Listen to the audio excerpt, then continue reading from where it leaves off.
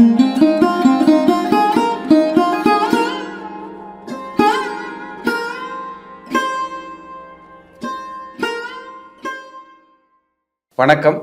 அடியேன் அவினாசி ஜோதிலிங்கம், மித்ரா டிவிக்காக ஸ்ரீ வாராகி ஜோதிடத்திலிருந்து உங்களை எல்லாம் இந்த சேனல் வாயிலாக சந்திப்பதிலே மட்டற்ற மகிழ்ச்சி. இந்த சேனலுக்காக நிறைய ஆதரவு கொடுத்துருக்கீங்க. தொடர்ந்து சப்போர்ட் பண்ணுங்க, சப்ஸ்கிரைப் பண்ணுங்க. இன்னைக்கு பார்க்க இருக்கிற தலைப்பு மனநோய், ஜாதக ரீதியாக ஓர் அலசல். இன்னைக்கு உண்மையிலேயே 100 நபர்களை எடுத்தா 50க்கும் மேற்பட்ட நபர்கள் ஸ்ட்ரெஸ், மனநோய், ஆன்சைட்டி இப்படி பாதிக்கப்பட்டு பரபரப்பான இந்த உலகத்தில் அடுத்தது என்ன செய்ய போகிறோம், அடுத்தது எப்படி வாழப்போகிறோம், இல்லை எனக்கு கிடைத்தது பத்தாது, இன்னும் நான் என்னவெல்லாம் சாதிக்க போகிறேன், இன்னும் நான் எப்படி சொத்து சேர்க்கணும், இன்னும் நான் எப்படி பலமா இருக்கணும், இன்னும் நான் எப்படி நல்லா இருக்கணுங்கிற ஒரு கேட்டகரியில இன்னும் சில மக்கள், என் மகன் சரியில்லை, என் மகள் சரியில்லை, என் கணவர் சரியில்லை, என் குழந்தைங்க சரியில்லைன்னு சிலர் மனநோயாளையும், சிலருக்கு வேலை கிடைக்கல, கடன் ஆயிட்டேன், வட்டி கட்டுறேன், நகையெல்லாம் போச்சு, என்னை எல்லாரும் கைவிட்டுட்டாங்கங்கிற சில மனநோயாளியாகவும், இன்னும் சிலர் எனக்கு எதுவுமே சாதிக்க முடியல, நான் ரொம்ப கஷ்டப்பட்டுட்டு இருக்கிற வாழ்க்கையில நான் எப்பத்தான் முன்னேறுவேன், எனக்கு எப்பத்தான் விமோச்சனம் கிடைக்குங்கிற சிலர் மனநோயிலையும், இன்னும் சிலர் நான் சம்பாரிச்சுட்டா இருக்கிறேன், எனக்கு இது பத்தாது, இன்னொரு பெரிய பீக், இன்னொரு பெரிய உயரம் வேணும், எனக்கு அது எப்போ கிடைக்கும்னே தெரியல அப்படிங்கிற சில மனநோயாளியும், சிலர் அவன் நல்லா வாழ்றான், இவன் நல்லா வாழ்றான், நமக்கு ஒன்றும் கிடைக்கலையேங்கிற மனநோயாலையும் பாதிக்கப்பட்ட அன்பர்கள் நிறைய இருக்காங்க. அப்போ மனம் மிகச்சரியான மந்திரம். மனசு சரியில்லைன்னா உங்க பேலன்ஸ் போயிடும். உங்க லைஃப்ல நீங்க எந்திரிச்சு உட்காரவே முடியாது. கோயிலுக்கு போறோம்,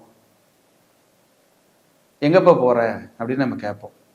ஏன்னோ மனசு சரியில்லைங்க, அப்படியே சிவன் கோயிலுக்கு போயிட்டு ஒரு மணி நேரம் சாமி கும்பிட்டு அப்படி உட்காந்துட்டு வரலான் இருக்கு இப்படி சொல்லுவாங்க. ஏன் ஃபோனை எடுக்கல நேத்தெல்லாம்?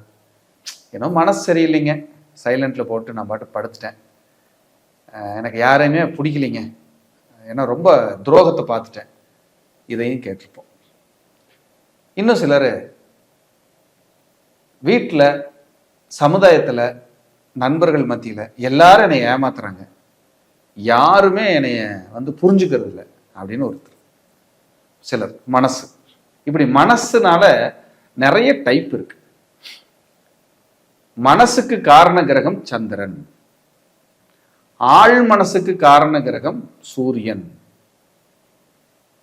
புத்திக்கு காரண கிரகம் புதன். இந்த 3 பேருமே பாதிக்கப்பட்டா நீங்க மனநோயாளியே. புதன் பாதிக்கப்பட்டவங்கள தனியா பேசிட்டு இருப்பாங்க, நல்லா இருக்கிற மாதிரி தெரியும், ஏதாவது தனியா உட்காந்து பேசிட்டு இருப்பாங்க. புதன் பாதிக்கப்பட்டான். புதனும் சந்திரனும் ஒன்னா இருந்தா வம்சாவளியிலேயே மனநோயாளி இருப்பாங்க, மனம் பாதிக்கப்பட்டவங்க இருப்பாங்க. அம்மாவளி சைடு மனம் பாதிக்கப்பட்டவங்க இருந்திருப்பாங்க. புதனும் சந்திரனும் சேர்ந்தா. சந்திரன் ராகு, சந்திரன் கேது மனசை அலைவாய விடும், ஒரு நிலையில் இருக்க விடாது. மனம் சார்ந்த தொந்தரவுனால் பயங்கர பாதிப்பு உங்களுக்கு இருக்கும். சந்திரன், சூரியனும் சந்திரனும் ஒன்னா இருந்தாலோ பார்த்துக்கிட்டாலோ மனசு பிரச்சனை பண்ணும். அது அமாவாசை யோகம், பௌர்ணமி யோகமே சொல்லுவோம். இதுவும் மனசை பாதிக்கும். புதன் ராகு கேது கூட இருக்கும்போது மனசு புத்தியும் பாதிக்கும். புதன் சந்திரனோட இருக்கும்போது மனசும் புத்தியும் பாதிக்கும். சந்திரன் ராகு கேது கூட இருக்கும்போது மனசு புத்தியும் பாதிக்கும். மனசு பாதிக்கும் கடுமையா, உடம்பு பாதிக்கும். சனி சந்திரனோட இருக்கும்போது, சந்திரன் சனியோட காம்பினேஷனா இருக்கும்போது மனசு உடையிறது. உறவுகளை நினைச்சு, நண்பர்களை நினைச்சு மனசை உடைஞ்சு இவங்களை தனிமைப்படுத்திக்கிறது. ஒரு ஜாதகத்தில் 5ஆம் இடம் மனதை குறிக்கக்கூடிய இடம், 4ஆம் இடம் ஆழ்மனதை குறிக்கக்கூடிய இடம், புதன் புத்தியை குறிக்கக்கூடிய இடம். அப்ப உங்க ஜாதகத்துல சந்திரன், புதன், சூரியன் பாதிக்கப்பட்டு 5ஆம் அதிபதியும் பாதிக்கப்பட்டால் மனநோய்க்காக மருத்துவம் பார்க்க வேண்டிய சூழல் வரும். வராம போகாது. பாருங்க எவ்வளவு வாழ வேண்டியதா இருக்குது, எப்படியெல்லாம் வாழ வேண்டியதா இருக்குது. அப்ப மனசு சரியில்லைன்னா நீங்க என்ன சாதிச்சிட முடியும்? ஒன்றும் பண்ண முடியாது. மூடு மட்டும் அவுட் ஆயிடுச்சுன்னா, மூடு அப்செட் ஆயிடுச்சுன்னா நீங்க நகரவே முடியாதுங்க. கம்முன்னு லீவை போட்டு படுத்துக்கலாமான்னு தோணும், வேலையை விட்டுறலாமான்னு தோணுது. உறவுகள் கிட்ட யாருக்கிட்ட பேச பிடிக்கல, நண்பர்களே வேணான்னு முடிவு பண்ணிட்டேன், தனிமையா இருக்கணும்னு ஆசைப்படுறேன், யோகா தவம் தியானம்னு போயிடலான் இருக்கேன். மனைவி குழந்தைங்க எல்லாம் துரோகம், அம்மா அப்பா எல்லாம் துரோகம், பொண்ணா இருந்தா கணவர் துரோகம், அம்மா அப்பா மாமியா மாமனார் துரோகம், மச்சின எல்லா அண்ணன் தம்பி என்னை ஏமாத்த பாக்குறாங்க, என் சொத்துக்களை வாங்க பாக்குறாங்க, எனக்கு அந்த கடைசியில நீ இருக்கிறத எடுத்துக்கோ, இருக்கிறதெல்லாம் முன்னாடி இருக்கிறதெல்லாம் நான் தான் அனுபவிப்பேங்கிறாங்க. இப்படி ஒவ்வொரு செயலுக்காகவும் உங்கள் மனம் நொந்து கொண்டு மனம் உடையப்படுகிறீர்கள். என்னோட கருத்து நான் என்ன சொல்ல வரேன்னா, உங்க விதி உங்க பிராப்தம் என்னங்கிறத நீங்க பார்த்து அதுக்கு தகுந்த வாழ்க்கையை வாழ பழகுங்க. இன்னொருத்தரை பார்த்து சூடு போட்டுக்க வேண்டாம். யார் எப்படி இருந்தாலும் அதை பத்தி கவலை இல்லை. அவங்க இமயமலையிலேயே போய் கொடியை நட்டுக்கிட்டும், நமக்கு பிரச்சனை இல்லை. நமக்கானது நம்மை விட்டு போகாது, நம்மை விட்டு போகிறதென்றால் நமக்கானது அது அல்ல. இந்த முடிவுல வாழ பழகிங்க. உங்களுக்கு வாழ்நாள் சம்பளம் இந்த ஆயுள் பிறவி முடியறதுக்குள்ள நீங்க என்ன சம்பாதிக்கணுங்கிறது எழுதி இருக்கும், விதிக்கப்பட்டதுன்னு சொல்றேன். அதை தாண்டி என்ன நடந்துருங்கிறீங்க. இதுக்காக அவன் நல்லா இருக்கான், இவன் சம்பாரிச்சிட்டான், நான் இப்படியே இருக்கேன், நான் முன்னேற முடியல, எனக்கு 2 குழந்தை 4 குழந்தை, நான் ஜெயிக்கல, இந்த கதையே ஆகாது. பேசி புலம்பி உங்க உடம்பும் மனசும் கெடுறது தான் மிச்சம். இப்போ ஒருத்தருக்கு மாசம் 40,000 ரூபாய் சம்பளம் வருது, இன்னொருத்தர் 4 லட்சம் சம்பளம் வாங்குறாரு. 40,000 வாங்குற உங்களை மாதிரி 4 லட்சம் வாங்குறவருக்கு நிம்மதி இருக்காது. ஏன்னா அவர் 3.5 லட்சம் ரூபாய்க்கு கமிட்மெண்ட் வச்சிருப்பாரு, நீங்க 3,000 ரூபாய்க்கு தான் கமிட்மெண்ட் வச்சிருப்பீங்க. யாரு பணக்காரன் நீங்களே முடிவு பண்ணிக்கங்க. அப்போ காசு இருக்கிறவங்க எல்லாம் பணக்காரங்கல்ல. காசு இருந்தும் மன நிம்மதியோட உடல் ஆரோக்கியத்தோட மற்றவங்களுக்கு கொடுத்து உதவி, பிறர் இன்பத்தில் சுகம் கண்டு மகிழ்வித்து மகிழ்ந்து தீமைக்கும் நன்மை செய்து தீதும் நன்றும் பிறர் தரவாரா என்று தன்னை உணர்ந்து, தன்னை உணர தனக்கு ஒரு கேடு இல்லை, தன்னை உணர்ந்த பின் அவன் தன்னையே அர்ஜித்தான் என்று சிவனோடு ஐக்கியமாய், பொதுவாக இறைவனோடு ஐக்கியமாய் ஊருக்கும் அந்த உறவுகளுக்கும் ஒரு நல்ல வாழ்க்கை வாழ்ந்த ஒரு மனிதன் எந்த விதமான தோஷத்திலும் இருந்தும் விடுபடுகிறார். இதுதான் உண்மை. எப்படி மனநோய் வந்துடும் யோசிச்சு பாருங்க. கிடைக்கக்கூடாதது நடக்கக்கூடாதது நடந்துருமோன்னு மனநோய், நடக்க வேண்டியது நடக்காம போயிருமோங்கிற மனநோய். இது 2 கேட்டகரியில தான் உங்களுக்கு மனநோய் கிரியேட் ஆகுது. உங்களுக்கு என்ன நடக்குமோ நடக்கும், என்ன நடக்காது அது நடக்காது. இதுதானே உண்மை. அப்ப என்ன நடக்கும், என்ன பிராப்தம், என்ன நடக்காதுன்னு ஜாதக கட்டம் சொல்லும். நீங்க நல்லா இருப்பீங்களா, நல்லா இல்லையா, பிரச்சனை வருமா, தப்பா வாழ போறீங்களா, இழந்துருவீங்களா, முன்னேற மாட்டீங்களா, எல்லாமே சொல்லும். அப்ப உங்க ஜாதகத்துல சம்பாரிச்சதை அனுபவிக்கணும்னு விதி இருக்கணும். அதுதான் ஜாதக அமைப்பு. நீங்க சம்பாரிச்சு யாராவது சாப்பிட்டுக்கிட்டு இருக்க கூடாது. நிறைய பேர் சம்பாரிச்சு அனுபவிக்காத ஆளுங்க எத்தனை பேர் இருப்பாங்க. இதெல்லாம் மனநோயோட கேட்டகரி. அப்போ உங்களுக்கு அளவா சம்பாதிக்கிறேன், கரெக்டா போயிட்டு இருக்கு, கடன் இல்லாத வாழ்க்கை வாழ்றேன், நான் யாரையும் கெடுக்கல, ஒரு வீடு இருக்கு, போக வர ஒரு கார் இருக்கு, செலவு பண்றதுக்கு சம்பளம் வருது, செலவு பண்றோம், எந்த நோய் நொடி இல்லை, அப்படியே வியாதி வந்தாலும் ஒரு இன்சூரன்ஸ் வச்சிருக்கிறோம், ஒரு 7 லட்சம் ரூபா வரைக்கும் நாங்கள் பார்த்துக்க முடியும், போதுங்க. எவ்வளவு அற்புதமான ஒரு மனநிறைவு பாருங்க. உங்களுக்கு பிராப்தம் அவ்வளவுதான் எழுதப்பட்டதுன்னா இப்படி காம்ப்ரமைஸ் பண்ணுங்கன்னு சொல்ல வரேன். அதுக்கப்புறம் தான் பரிகாரத்துக்கு போகணும். நீங்க போய் பரிகாரம் எல்லாம் பண்ணிட்டு வந்து, என் அண்ணன் ரொம்ப நல்லா இருக்கானே, என் மச்சனை பயங்கரமா வந்துட்டானே, இதெல்லாம் இருந்தா பரிகாரம் பண்ணி என்ன பண்ண முடியும்?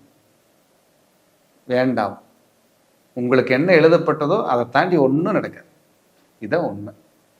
அப்போ மனம் அப்படிங்கிறது பெரிய மந்திர சொல், தாரக மந்திரம். உங்க பேலன்ஸுங்க, உங்க லைஃப் பேலன்ஸுங்க. எப்படி செல்லுல பேலன்ஸ் இல்லைன்னா நெட் வேலை செய்யாது, கால் போகாது, கால் வராது. உங்க மனசு பேலன்ஸ் போச்சுன்னா எல்லாம் ஸ்தம்பிச்சிடும், ஒண்ணுமே உங்களால பண்ண முடியாது. இருந்தாலும் இந்த பதிவை பார்த்த உங்களுக்கு இனி நம்ம எப்படி வாழலாம், எப்படி ஃபைன் டியூன் பண்ணிக்கலாம்னு ஒரு சின்ன ஞானம் பிறக்கும்னு நான் நம்புறேன். அப்போ இந்த காம்பினேஷன் எல்லாம் உங்களுக்கு இருந்திருந்தா, இந்த மனநோயிலிருந்து வெளியில வரணும் அப்படின்னா ஃபர்ஸ்ட் கண்டிப்பா நீங்க மருத்துவம், தலை சிறந்த மருத்துவம் பார்த்துக்கணும். அதுக்கு தகுந்த இறைப்பரிகாரமும் தர்றேன். அந்த இறைப்பரிகாரம் பண்ணி நீங்க மருத்துவத்துக்கு போகும்போது உங்களுக்காக பார்க்கின்ற மருத்துவர் உங்களுக்காக சிரத்தை எடுக்கிறதுக்கு இறையருள் கிடைக்கும். பார்த்துக்கிறேன், நான் இருக்கேன், ஒரே மாசம் ரெடியா இருந்துருவார். அதுக்கான மருத்துவர் உங்க முன்னாடி உட்கார்ந்துருப்பார். அதை கடவுள் செயல். அப்போ மனம் சார்ந்த பிரச்சனைக்கு ஒரு திங்கக்கிழமை செலக்ட் பண்ணிக்கங்க. ஃபர்ஸ்ட் திங்கக்கிழமை செலக்ட் பண்ணிட்டு கும்பகோணத்துக்கு பக்கத்துல மனோகியநாத சுவாமி, மயிலாடுதுறை போற வழியில் இருக்கு, மனோகியநாதர் திருநீலக்குடின்னு ஒரு ஊர். அங்க போய் ஒரு 11 நெய் தீபம் போட்டு பிரார்த்தனை வச்சுக்கோங்க. முடிஞ்சா அங்க சாமிக்கு நல்லெண்ணெய் அபிஷேகத்தை கொடுங்க. அதுக்கப்புறம் நான் அனுதினமும் இரவு தூங்கும் போது உச்சரிக்கின்ற ஒரு வார்த்தை திருக்கோடி காவல், திருக்கோடீஸ்வரர். அற்புதமான ஸ்தலம் பா, சொல்லும் போதே ஒரு நெகிழ்ச்சி. அவரை உச்சரிக்கும் போது திரிபுர சுந்தரி சமேத திருக்கோடீஸ்வரர். அந்த திருக்கோடீஸ்வரரை மானசீகமாக வழிபட்டால் எப்பேற்பட்ட மனநோயிலிருந்தும் நீங்கள் விடுதலை அடைந்து விடுவீர்கள். ஒரு அற்புத ஸ்தலமுங்க அந்த திருக்கோடீஸ்வரர், திருக்கோடி காவல். இழந்ததை மீட்டு தரும் ஸ்தலம், கரையேற்று விநாயகர் இருக்கின்ற இடம், வடுக பைரவர், பால சனீஸ்வரன், யமதர்மராஜனும் சனீஸ்வரனும் ஒருத்தருக்கு நேரா இருக்காங்க. சித்திரகுப்தர் இருக்கார், மகிஷாசுரவர்த்தினி இருக்காங்க, திரிபுர சுந்தரி இருக்காங்க. எப்படிப்பட்ட ஒரு ஆலயம் பாருங்க. அப்படிப்பட்ட ஒரு ஆலயத்தில் நீங்கள் சென்று வழிபடும் போது மனநோய் வெளியேறி விடுகிறது. அதை எல்லாத்தையும் விட ஒரு அற்புதமான ஆலயம் கொர்க்கை, பட்டீஸ்வரம் பக்கத்தில் இருக்கும், கும்பகோணத்தில் கொர்க்கை ஞான பிரம்மபுரீஸ்வரர். அங்கே போய் வழிபட்டுட்டு நிலக்கடலை தானம், வேக வைக்காத நிலக்கடலை அங்கே இருக்கிற பிராமணருக்கு தானம் கொடுக்கலாம். அடி இழந்து கும்பிடலாம். அடி இழந்துன்னா ஸ்டெப் பை ஸ்டெப்பாக சுற்றி வர்றது. அவிட்ட நட்சத்திர பரிகார கோயில் அது. இந்த 3 கோயிலும் திங்கக்கிழமை ஒரே நாளில் நீங்கள் தரிசனம் பண்ணணும். பண்ணினீங்கன்னா இந்த மனம் சார்ந்த தொந்தரவு கம்ப்ளீட்டாக வெளியேறிடும். அதுக்கப்புறம் சார் எனக்கு வசதி இருக்குது, நான் போய் தரிசனம் பண்ணிக்க முடியும், பிரச்சனை இல்லை அப்படின்னா திருப்பதி போகலாம். திங்கக்கிழமை அன்னைக்கு மாதம் போகலாம். ரொம்ப நல்ல ஒரு ரிலீஃப் கிடைக்கும். அதுக்கப்புறம் நான் உணர்ந்த தன்மையில் என்னுடைய நாலேஜுக்கு ஒரு அற்புதமான ஆலயம் இருக்குது அப்படின்னா சோட்டானிக்கரை பகவதி. இந்த மனநோய் தீர்க்கறதுக்கு அருமையான ஆலயம். இந்தியாவிலேயே 20 ஆலயங்களில் பெஸ்ட்டு ஆலயம்னு சொல்லப்படுது மனநோயிலிருந்து வெளியில் வரக்கு. மனம் சார்ந்த தொந்தரவு 0 ஆயிரும், பக்க ரெக்கவரி ஆயிருவீங்க. செவ்வாய்க்கிழமை இரவு 8 மணிக்கு குருதி பூஜை நடக்கும், அதில் கலந்துக்கணும். இரவு பக்கத்துலேயே ஒரு இடத்துல தங்கிட்டு மறுநாள் காலையில் மகாலட்சுமி அலங்காரம் பார்த்துட்டு வரணும். இப்படி வரும்போது மனம் சார்ந்த தொந்தரவுலேருந்து நீங்கள் விடுதலை அடையலாம். மனம் என்பது மிகச்சிறந்த ஒரு தாரக மந்திரம், அற்புத சொல். அந்த மனசை பாழ்படுத்திக்காதீங்க, மனசை தெளிவாக வச்சுக்கோங்க. மனசு ரொம்ப முக்கியம். மனம் கெட்டு போச்சுன்னா எல்லாம் கெட்டு போயிடும். அதனால் மனதைரியத்தோட திடகாத்திரமாக நான் சொன்ன பரிகார முறைகள் உங்களுக்கு நிச்சயம் வழித்துணையாக, பக்கத்துணையாக இருந்து நல்ல மருத்துவமும் கிடைத்து நீங்கள் வாழ்வில் மனம் சார்ந்த தொந்தரவிலிருந்து வெளியேறி நிம்மதியாக வாழ நான் வணங்குகின்ற வாராகியும் மகாபெரியவரும் உங்களோடு எப்பொழுதும் துணை இருப்பார்கள். நன்றி, வணக்கம், வாழ்க வளமுடன்.